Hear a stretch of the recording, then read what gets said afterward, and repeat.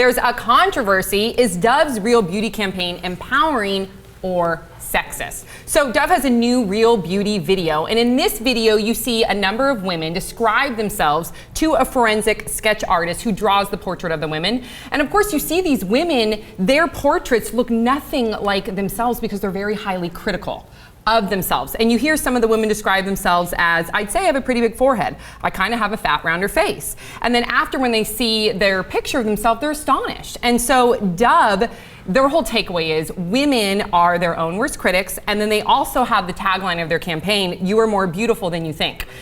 Here's an example right there. So what's interesting is the picture on the left is her self-portrait. Yes. And the guy painting, doing the portrait is an FBI expert on portraits. Right, and he cannot see them. And he can't see them, and he does it based on their description.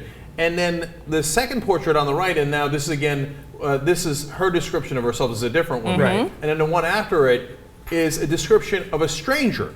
So the guy never looked at him, okay? The stranger looked at him and described this woman, right? And she describes herself, and like when you see the actual women, the strangers are much closer to reality, right? Now the strangers are also a little kind to them, right? Because you don't want to needlessly say, oh well, I mean, her head was gargantuan, you know, and her eyes looked like she was slightly possessed by Satan or anything like that. So I get that there's a bias in favor of the strangers coming in with more pleasant pictures, but when I saw the people in the ad, they looked much closer than the stranger picture than they did to their own view of themselves. But it was interesting to hear these women pick apart their features, you know, and to be their worst critics. And we've seen a number of different media outlets either say that this is empowering or it's sexist. The author of the article in Salon, Aaron Keane, said the only interesting thing Dove has done since it began this campaign to tell soap in 2004 is overtly shift the emphasis from sexual attraction to peer approval.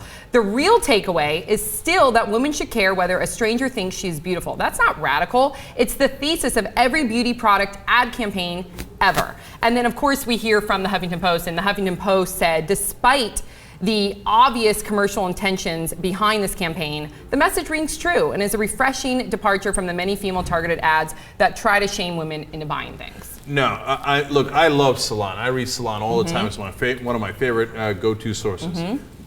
And they make a really interesting point, to be fair to them. But overall, not buying it. I agree with you. I think that they make an interesting point in the fact that, for instance, we should take note that Dove is owned by the parent company, Unilever, who is the same company that owns they own everything. Axe body spray, which is really misogynistic. We see their ads with these, you know, headless breasts and flirting girls. And obviously the parent company's philosophy, and you know you love it. But the philosophy of the parent company is not to empower women, it's to have like a specific targeted campaign where they're going to want to make money at the end of it. But would you I would much rather see companies target women to buy products based on empowering them rather than saying, oh, shaming them, saying, oh, look at, you're getting wrinkles, ew, that's gross, buy some wrinkle cream. Or you're getting cellulite, yuck, here's some cellulite cream. Right, well, we'd all like to see those types of things happening in boardrooms, but I've never been to the Unilever offices, but I doubt they sit around going, you know, we really need to empower women, and I'm not that interested in profits, frankly. What can we do? I mean, this doesn't really surprise me. They are selling something, and, you know, women, I think what's interesting here is I wonder how this would be to men. Do we look at ourselves as critically as women do? Probably not. You know, my guess is that if I did a description of myself, I'm going to wind up looking like George Clooney. Like, like, God, damn, I look good. Prominent jaw, strong eyebrows, slightly graying temple.